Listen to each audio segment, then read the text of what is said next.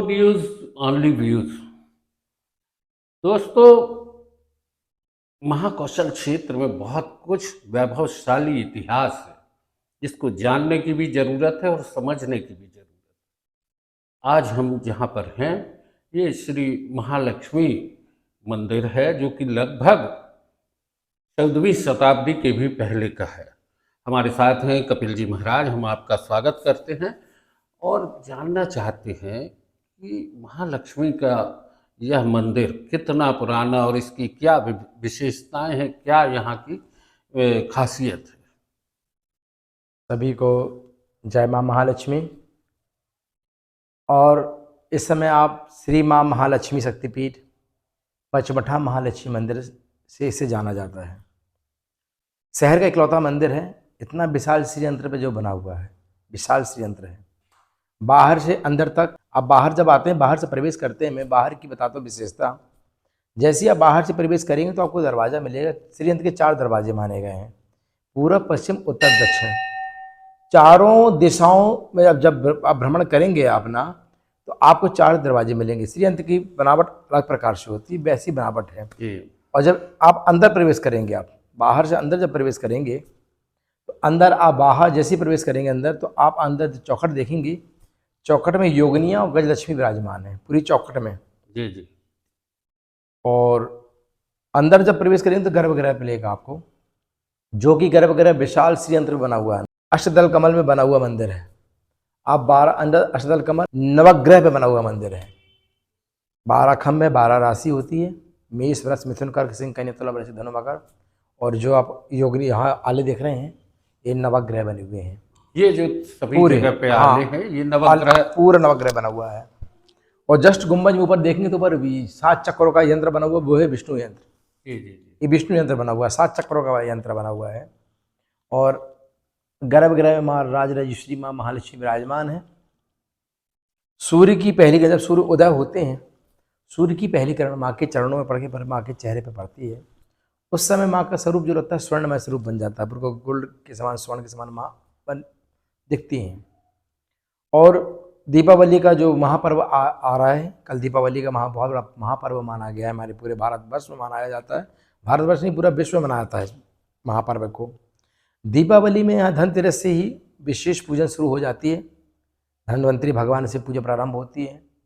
और यम के साथ कल दीपावली के पूजन जब होगा तो सुबह प्रातःकालीन माँ का 4 बजे से माँ का महाभिषेक किया जाएगा।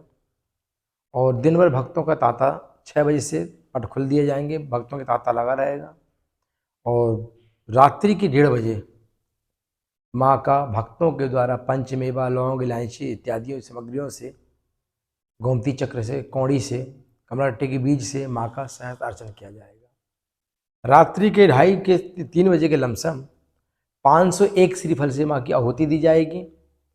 घी और कमलगट्टे से सहस्त्र अर्चन, सहस्त्र हवन किया जाएगा। और प्रातःकालीन 4:30 सवा 4 बजे माँ की आरती की जाएगी, भक्तों को प्रसाद बांटा जाएगा। यहाँ की ऐसी मान्यता है कि औरंगजेब भी आकर के मूर्ति को खंडित किया है। आप बाहर जब घूमेंगे आप देखेंगे मूर्तियाँ खंडित हैं। और यहाँ पर कहते हैं कि अगर व्यक्ति 7 शुक्रवार आ जाए सच्चे मन से, सच्चे आराधना से, उनकी सारी मनोकामना पूरी होती है। माँ के जस्ट बगल में आज 25 सालों से अखंड ज्योत जल रही है, लगातार जल रही है। और श्रीफल मानता का रखा जाता है यहाँ पर, जिसकी जो मनोकामना नारियल बन के रखते हैं। और हर शुक्रवार विशेष माना गया है माँ का। शुक्रवार को 2, 4, 10, 5 नारियल रोज फूटते ही फूटते मानता के, मतलब यहाँ पे जो व्यक्ति अगर नारियल नहीं रख पा रहा, जो भी अगर व्यक्ति आ जाए हाजिरी लगाने बस, तो भी उनकी मनोकामना पूरी होती है। ये साधना का केंद्र है।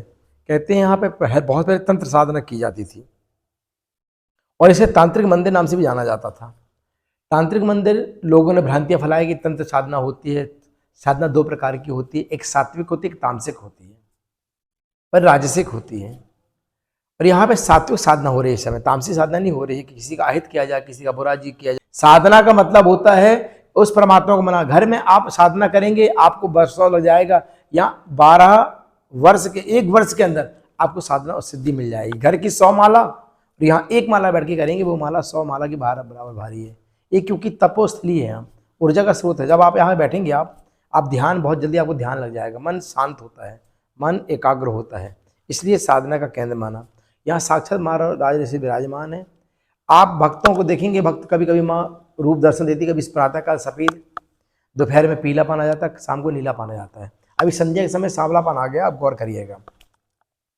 भक्तों को अलग अलग रूप में माँ दर्शन देती है, कभी भी रूप बदल जाता यानी है, अलग अलग रूप दिन में कई बार रूप बदल जाते हैं माँ बदल के, जाते बदल जाते हैं। मैं स्वयं 20 सालों से माँ की आराधना में हूँ। कभी माँ तिरछी देखेंगी, कभी सीधी देखेंगी, तो कभी सांवली देखेंगी, तो कभी गोरी देखेंगी, कभी पीला। ये माँ का रूप है। माँ किस रूप में दर्शन देना चाहिए माँ ही जान सकती है, किस भाव से भक्त दर्शन करते हैं। मैं इतना जानता हूँ कि यहाँ से आपकी सारी मनोकामना पूरी होती है, और ये हमारे भारतवर्ष और हमारे क्षेत्र का, हमारे राज्य का, हमारे जबलपुर क्षेत्र का एक गौरवशाली क्षण है और एक अद्भुत है जो माँ ने हम लोगों को चुना है, जो हमारे क्षेत्र में विराजमान है राजऋषि। हम घर में हमारा राजश्री की पूजा करते हैं, यहाँ साक्षात माँ विराजमान है।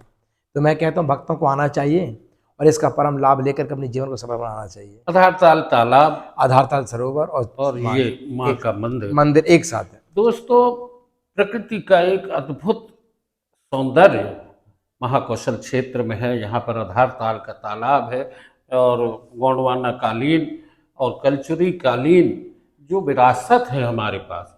अगर हम देखें तो अगर 64 योगिनी के मंदिर की बात करते हैं, बाजना मठ की बात करते हैं, तो पंचमठा मंदिर भी अपने तरह का एक विशिष्ट मंदिर है और ये साधना का एक ऐसा केंद्र है जहाँ पर सात्विक साधना होती है और मंत्रों को सिद्ध किया जाता है। आपको हम एक बहुत अच्छी चीज़ बताएं कि यहाँ पर जिस तरीके से पूजन होता है, अलग अलग प्रहर का अलग अलग पूजन है। दीपावली के अवसर पर अलग तरीके से यहाँ पर श्रृंगार भी होता है। त्वं माता सर्वलोकानां देव देवो हरिप्रभा तद्दिशुनाचाम्ब जगद्व्याप्तं चराचरं मानः कोशं तथा गोष्ठं माँ गृहं माँ परिच्छद माँ शरीरं कलत्रं च त्यजेथा सर्वपावनी सा श्लाघ्य सा गुणी धन्य सा कुलीनः सा बुद्धिमान सा शूरः सा च विक्रांतो यस्तया देवी वीक्षिता नाते वर्णयुतुम शक्त्या गुणांजवापि वेधसा प्रसीदेव पद्माक्षी मास्मास्त्याक्षी कदाचन। ये श्लोक जो कि बताता है कि माँ की कृपा क्या होती है, माँ का आशीर्वाद क्या होता है। दोस्तों, कपिल जी महाराज ने जो जानकारी दी, निश्चित तौर पर ये हमारे लिए एक बहुत महत्वपूर्ण जानकारी है और सभी के लिए। आप सभी को दीपावली पर्व की बहुत सारी शुभकामनाएं। पंडित जी, आपने जानकारी दी, बहुत बहुत धन्यवाद। और एक विशेष बता दूं मैं आपको जाते जाते, यहाँ पर मैं महालक्ष्मी विशेष सिद्ध करता हूँ। दीपावली में ही बांटता हूँ सिक्का, कमलगट्टे के बीज और कुछ भस्म होती हैं जो सिद्ध किया हूँ, वो दीपावली सब भक्तों को बांटा जाता है। अभी मैं आपको दूंगा, और दीपावली जो भक्त आता है वो जाकर उस चीज़ को खजाने में जाकर धरता है, उसके यहाँ बरकत होती है। पैसे बचते हैं, विशेष मैं चीज़ देता हूँ और अभी दूंगा आप लोगों को भी। जय माँ महालक्ष्मी।